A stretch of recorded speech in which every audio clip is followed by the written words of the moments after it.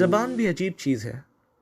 وہ نہ صرف اپنی پہچان ہوتی ہے بلکہ وہ تو ہم میں گھل مل جاتی ہے اور ہمارا ہی ایک حصہ بن جاتی ہے.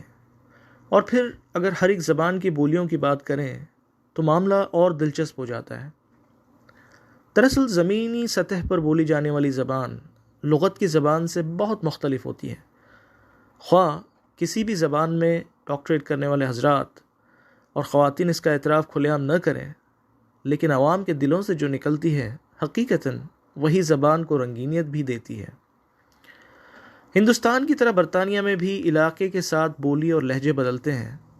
لندن کے عین اندرون میں رہنے والے لوگ کوکنی، جس کا کوکن سے کوئی تعلق نہیں، اس پر بڑا فخر محسوس کرتے ہیں.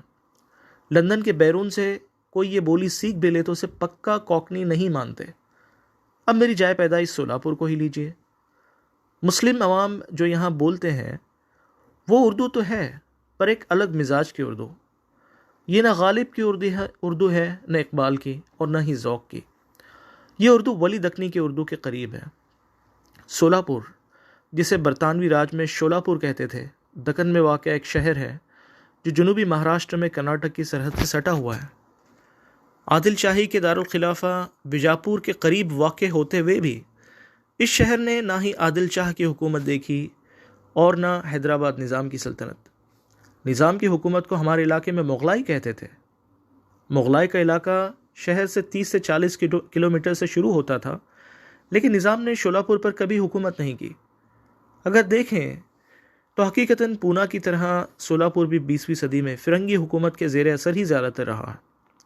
اس کی ایک اور بڑی وجہ یہاں سوت اور کپڑوں کی قوی ہیکل ملیں تھیں جنہیں انگریزوں نے تعمیر کیا اور آزادی تک نہایت دیانتداری اور منافع کے ساتھ چلایا بھی. آزادی ملی تو ہر نئی دہائی ان ملوں کو ویران کرتی گئی، حتیٰ کہ بے روزگاری سولاپور کا گویا نصیب ہی بن گئی تھی. ہینڈلوم اور پاور لوم میں روزگار کی تلاش میں آندھرا پردیش سے ایک بڑا طبقہ یہاں آ کر آباد ہوا. کرناٹک سے بھی لوگ آئے، کبھی رشتوں کے دھاگوں سے بندھے ہوئے اور کبھی معاش کے لیے. اس طرح جنم ہوا سولاپور کی اردو زبان کا، جو ایک امتزاجی حیثیت رکھتی ہے، حیت رکھتی ہے، جو 3 ریاستوں اور 3 عظیم حکومتوں کے ادوار کی چاشنی میں گھلی ہے اور اپنے آپ میں توجہ کی حقدار ہے. کیونکہ اس زبان جو دراصل ایک بولی ہے، اس میں ایک بے تکلفی ہے، ایک مزاح ہے، ایک موسیقی ہے اور کچھ اردو دانوں کے لیے تھوڑی سی تلخی بھی ہے.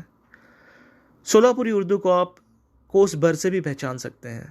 میں ایک مرتبہ مدراس کا سفر کر رہا تھا. ایک جگہ کچھ حضرات چڑھے اور بس کچھ منٹوں میں میں سمجھ گیا کہ وہ میرے شہر سولاپور سے ہی ہیں. مکالمہ کچھ اس طرح تھا. پہلا فرد: کیا بھاگم بھاگ ویرے بابا، 1 نمبر پر آتی بول کو 3 نمبر پہ لے دیکھ. دوسرا فرد: میرے سنگاٹ ایک چچا تھے، گالیاس دینا چالو کرے، میں بولا چچا لو میں لیتا سامن. تیسرا فرد: ارے یار میں تو شیڑیاں سے پھسلتے پھسلتے بچا، شیریش پھٹتا تھا دیکھ آج. آخری فرد: جان چھوڑ بھیا، کم سے کم گاڑی تو ملی صحیح.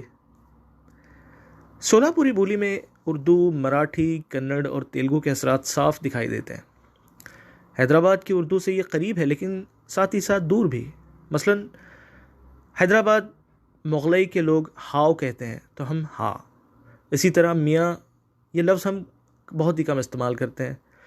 سولاپور کے کچھ الفاظ اور فقرے تو دراصل یہیں کی ایجاد معلوم ہوتے ہیں. مثلاً یہ کتاب ہونا کیا بھیا، یہ کتاب چاہیے کیا بھائی.